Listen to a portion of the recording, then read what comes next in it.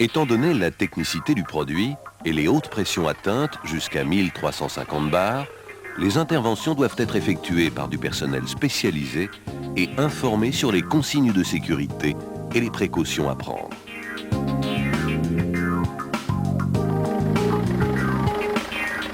Moteur tournant, il faut toujours rester hors de portée d'un éventuel jet de carburant pouvant occasionner des blessures sérieuses et ne pas intervenir sur le circuit haute pression.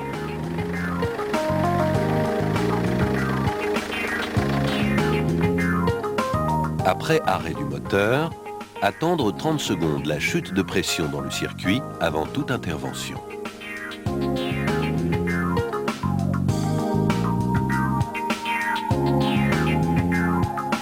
La présence d'une impureté de 5 microns sous une aiguille d'injecteur peut provoquer le maintien en position ouverte de celle-ci, le gazole se trouvant injecté en continu. Cela entraîne la détérioration du moteur en quelques tours.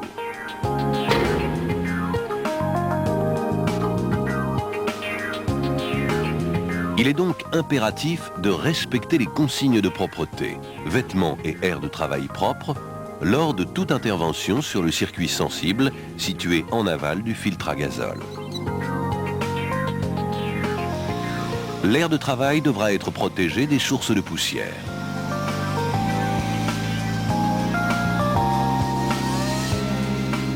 L'environnement des points sensibles sera nettoyé au pinceau, avec récupération du solvant pollué par aspiration.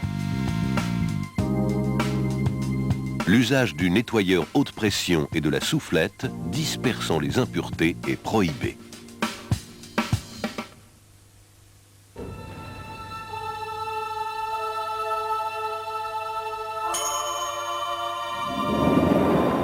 Afin d'améliorer l'étanchéité de la ligne d'échappement, la rotule de liaison a été remplacée par un raccord cône sur cône serré par un collier.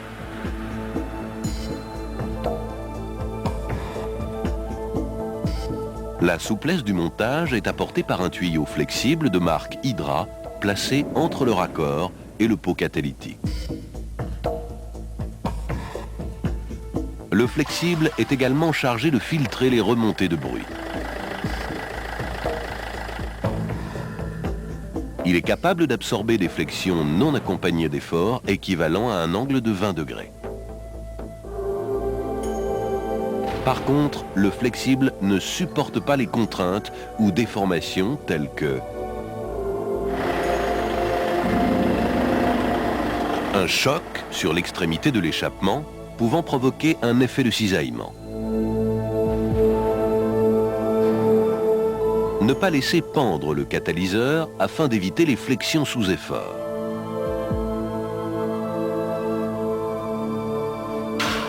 Ne pas contraindre le flexible en traction lors du montage ou une contrainte de torsion. Pour toute opération entraînant le décrochage du silencieux arrière, telle que la dépose du pare-choc arrière ou la pose d'un attelage de remorque, désaccouplez d'abord l'ensemble arrière.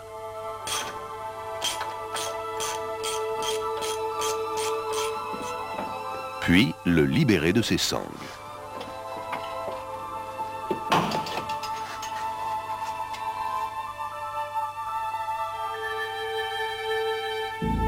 Lors de la dépose de l'ensemble flexible pot catalytique, désaccouplez d'abord la partie arrière, puis ôtez le collier de la bride. Libérez les fixations du pot catalytique.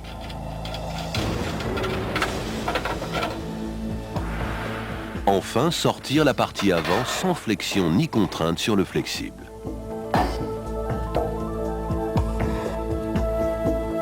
La longueur de la partie avant est variable en fonction du véhicule.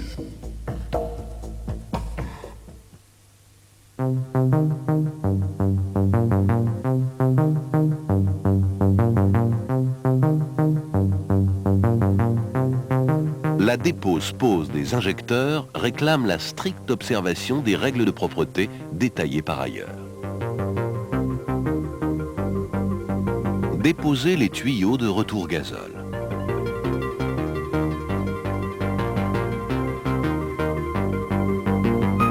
Desserrer les raccords des tubes haute pression en immobilisant à l'aide d'une clé les embouts de sortie côté injecteur et côté rail.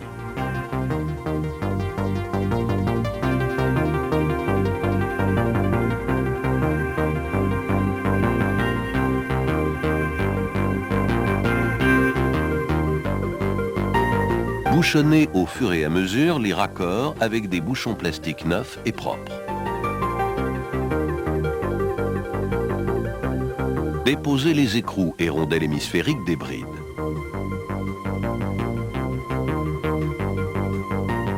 Extraire les injecteurs avec les brides et en bouchonner le nez au coup par coup.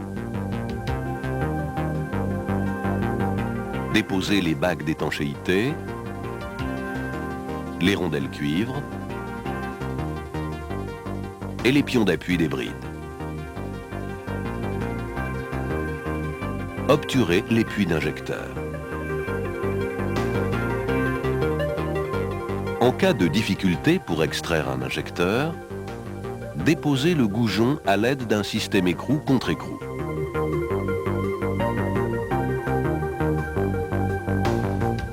Retirez la bride. Décollez l'injecteur en le faisant tourner avec une clé plate.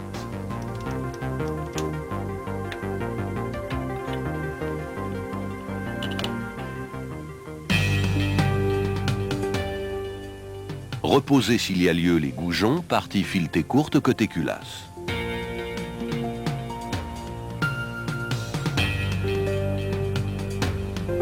Mettre en place les pions de bride et les rondelles cuivre.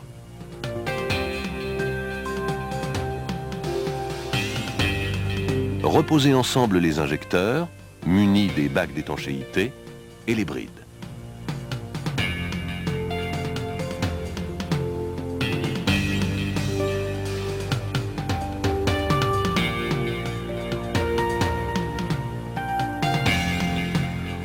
Vissez les tubes haute pression neufs sur les injecteurs et la rampe.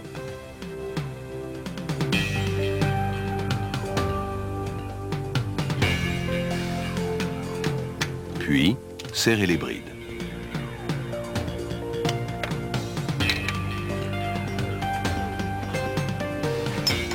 Serrez au couple les raccords hydrauliques en immobilisant les embouts correspondants à l'aide d'une clé.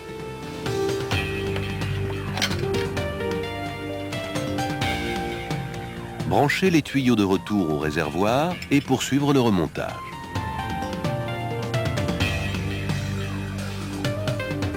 Pour chaque intervention, utilisez la collection de bouchons plastiques à usage unique. Le contrôle de l'étanchéité s'effectuera après un essai routier.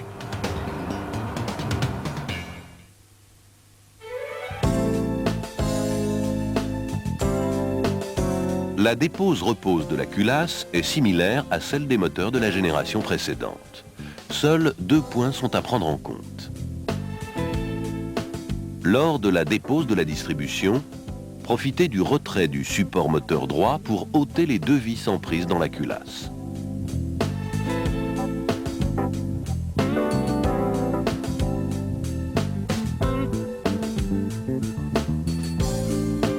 La dépose du boîtier de sortie d'eau impliquant beaucoup de démontage, le séparer de la culasse en déposant les goujons de fixation à l'aide d'un système écrou contre écrou. Remplacez le joint lors de la repose. Le capteur de référence cylindre neuf est muni de picots permettant d'obtenir l'entrefer. Pigez le vilebrequin. Mettre le capteur neuf en appui sur la roue cible et le serrer.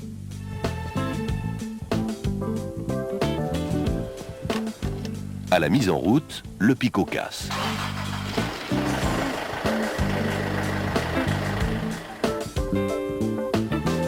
Pour procéder à son réglage, pigez le vilebrequin. Arasez les vestiges des picots. Respectez l'entrefer préconisé entre capteur et cible.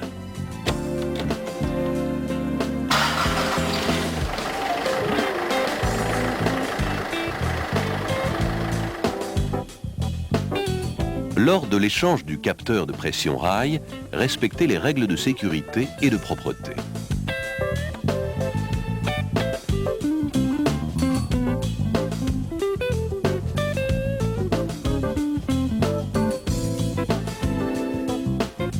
S'assurer du retrait de l'ancien joint, côté rail ou côté capteur, avant de reposer le capteur muni de son joint neuf.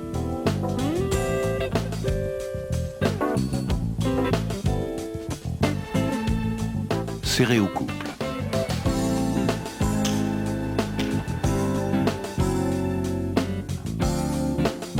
L'échange du filtre à gazole réclame les précautions de propreté habituelles sur HDI.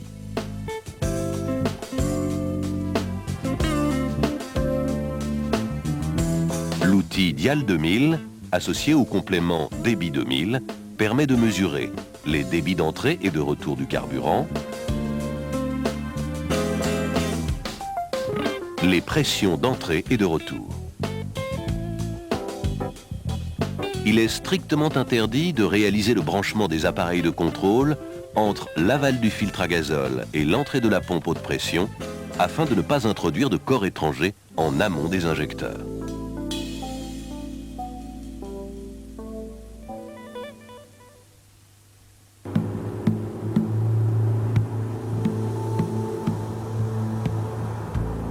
Deux dispositifs permettent d'absorber sensiblement les effets des irrégularités cycliques communes à tous les moteurs.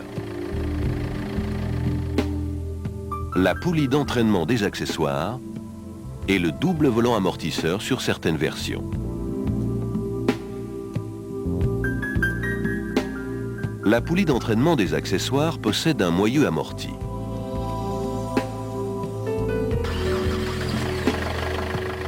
Afin d'absorber les à-coups provoqués par la mise en action ou le débrayage du compresseur de réfrigération, elle est de plus découplée en torsion.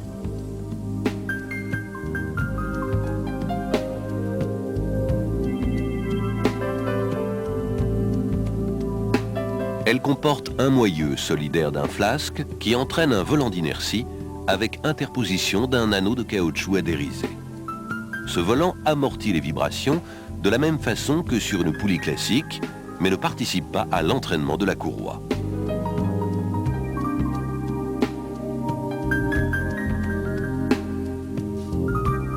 Un second flasque reçoit par adhérisation un anneau de caoutchouc qui le relie à la jante de la poulie tout en la maintenant centrée. C'est cet anneau qui assure le découplage en torsion.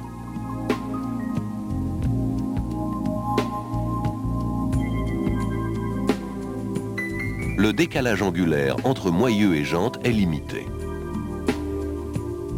Des fentes haricots situées sur la jante de la poulie viennent en buter sur des tocs se trouvant sur le volant d'inertie. Un extracteur spécifique permet la dépose de la poulie.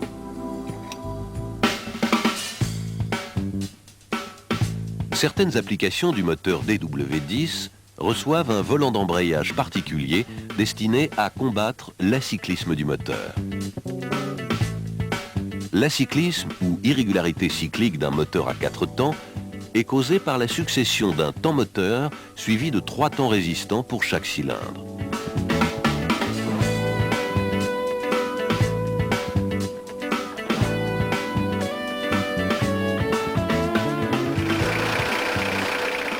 Il en résulte des claquements de la boîte de vitesse au point mort, des grenaillements, ainsi que des bourdonnements de carrosserie.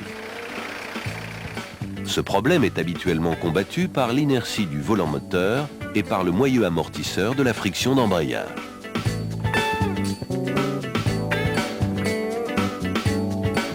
L'utilisation du volant double procure un potentiel supplémentaire d'absorption des vibrations.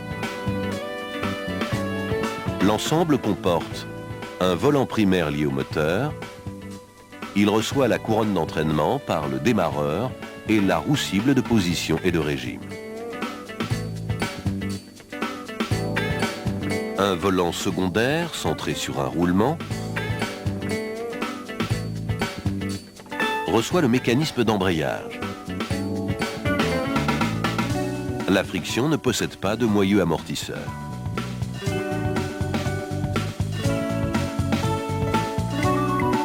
Un ensemble de ressorts est interposé entre les deux volants. Un entraîneur s'appuie sur les extrémités des ressorts. Il est rendu solidaire du volant secondaire par des rivets.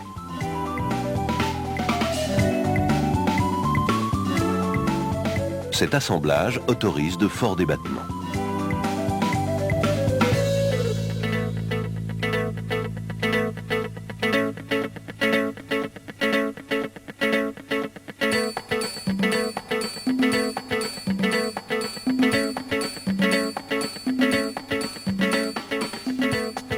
Pendant le temps moteur d'un cylindre, le volant lié au vilebrequin va subir une accélération angulaire. Il va tourner plus vite que le volant secondaire et comprimer les ressorts périphériques.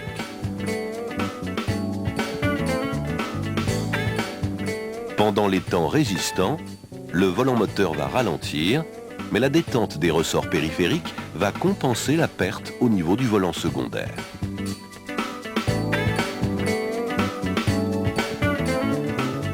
La vitesse de ce dernier ne varie pas.